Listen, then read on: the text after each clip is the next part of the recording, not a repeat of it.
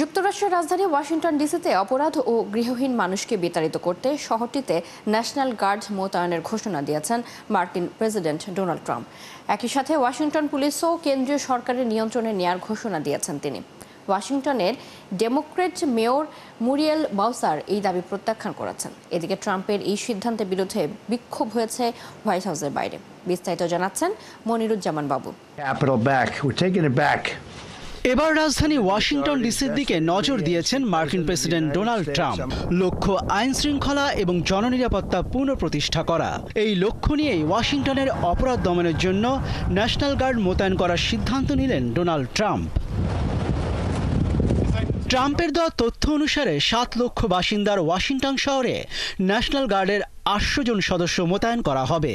তবে প্রয়োজন পড়লে এই সংখ্যা বাড়ানো হবে বলেও জানিয়েছেন তিনি। আমি আমাদের দেশের রাজধানীকে অপরাধ, রক্তপাত, কলঙ্ক এবং অশান্তি এবং আরো খারাপ পরিস্থিতি থেকে উদ্ধার করার জন্য একটি ঐতিহাসিক পদক্ষেপ ঘোষণা করছি। ওয়াশিংটন অপরাধে জর্জরিত হয়ে পড়েছে। শহরটি গৃহহীন মানুষের চাপে বিপর্যস্ত, একই সঙ্গে অর্থনৈতিকভাবে অব্যবস্থাপনায় ঠুকছে। In Washington D.C. and they're going to be allowed to do their job properly. সেনাবাহিনী এক বিবৃতিতে জানিয়েছে, সক্রিয় 800 ন্যাশনাল গার্ড সেনার মধ্যে 100 থেকে 200 জনকে যে কোনো সময় আইন প্রয়োগকারী সংস্থাকে সহায়তা করার জন্য মোতায়েন করা হবে। ট্রাম্প দাবি করেন রাজধানীর সহিংস গ্যাং ও অপরাধীদের কবলে পড়েছে। যদিও ওয়াশিংটনের মেয়র দাবি করেছেন বর্তমানে সেখানে অপরাধ বৃদ্ধির কোনো রেকর্ড নেই। শহরের মেট্রোপলিটন পুলিশ বিভাগের তথ্য অনুসারে 2023 থেকে 2024 সালের মধ্যে খুনের ঘটনা 32% কমেছে এবং 2019 সালের পর সর্বনিম্ন পর্যায়ে পৌঁছেছে। 2021 সালের 6 জানুয়ারিতে ক্যাপিটল হিলে দাঙ্গার পর থেকে ওয়াশিংটন ডিসিতে এ পর্যন্ত ন্যাশনাল গার্ড মোতায়েন হয়নি। তাই ট্রাম্পের এমন সিদ্ধান্তে ক্ষোভ জানিয়েছে স্থানীয়রা। বিক্ষোভ করেছেন হোয়াইট হাউসের বাইরে। এদিকে অপরাধ দমনের পাশাপাশি ওয়াশিংটন ডিসি থেকে গৃহহীন মানুষদের অবিলম্বে সরে যাওয়ার নির্দেশ দিয়েছেন ট্রাম্প। মনিরুজ্জামান বাবু, 71। ইউক্রেন রাশিয়া যুদ্ধ থামাতে দুপক্ষকেই একে অপরের কাছে কিছু ভূখণ্ড ছাড় দিতে হবে বলে মন্তব্য করেছেন মার্কিন প্রেসিডেন্ট ডোনাল্ড ট্রাম্প।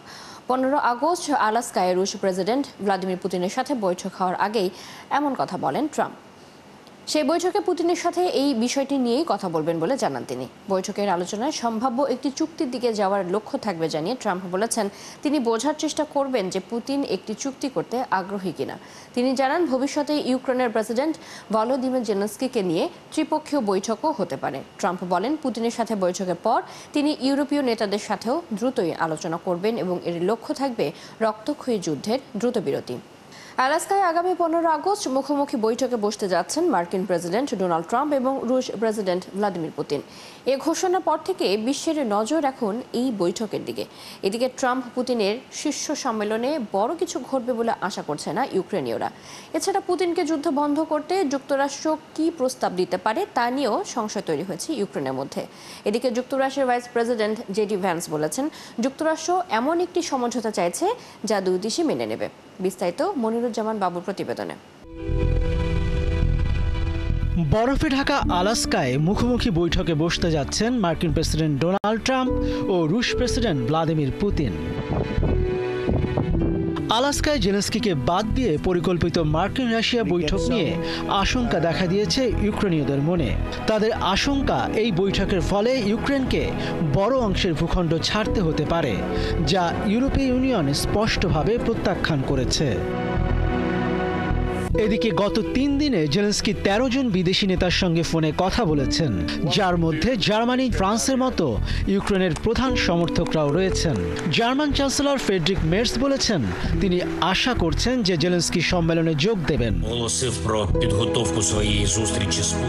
বিশ্লেষকরা বলছেন ট্রাম্প প্রশাসন আসন্ন ট্রাম্প পুতিন বৈঠককে যুদ্ধবিরতি নিশ্চিত করার দিকে একটি বড় পদক্ষেপ হিসেবে প্রচার করছে। কিন্তু ইউক্রেনীয় বিশেষজ্ঞরা মার্কিন যুক্তরাষ্ট্র এবং রাশিয়ার মধ্যে বৈঠকের ফলাফল সম্পর্কে মূলত হতাশাবাদী। এর আংশিক কারণ পূর্ব ইউক্রেনের বাস্তবতা। এই মাসের শুরুতে রাশিয়া দক্ষিণ পূর্ব দনস্ক অঞ্চলের গুরুত্বপূর্ণ স্থানগুলো দখলের জন্য হামলা তীব্র করে তুলেছে। প্রায় কয়েক হাজার সেনাকে ইউক্রেনীয় অবস্থানগুলোতে হামলা পরিচালনা করার নির্দেশ দিয়েছে। এছাড়া আলাস্কা বৈঠকে পুতিনকে যুদ্ধ বন্ধ করতে রাজি করানোর জন্য যুক্তরাষ্ট্র কী প্রস্তাব দিতে পারে তা নিয়েও সংশয় তৈরি হয়েছে ইউক্রেনের মধ্যে। এদিকে যুক্তরাষ্ট্রের ভাইস প্রেসিডেন্ট জেডি ভ্যান্স বলেছেন, যুক্তরাষ্ট্র এমন একটি সমঝোতা চাইছে যা দুই দেশই মেনে নেবে। যদিও শেষ পর্যন্ত মস্কো ও কিয়েভ দুই পক্ষই এতে সন্তুষ্ট নাও হতে পারে বলে মনে করেন তিনি। এর আগে 3 বার যুদ্ধবিরতি নিয়ে আলোচনা হলেও কোনো সাফল্য আসেনি। এবার আলাস্কার বৈঠক কি বিশ্ব রাজনীতিতে নতুন অধ্যায় রচনা করবে? এই প্রশ্নের উত্তর খুঁজছে আন্তর্জাতিক মহল।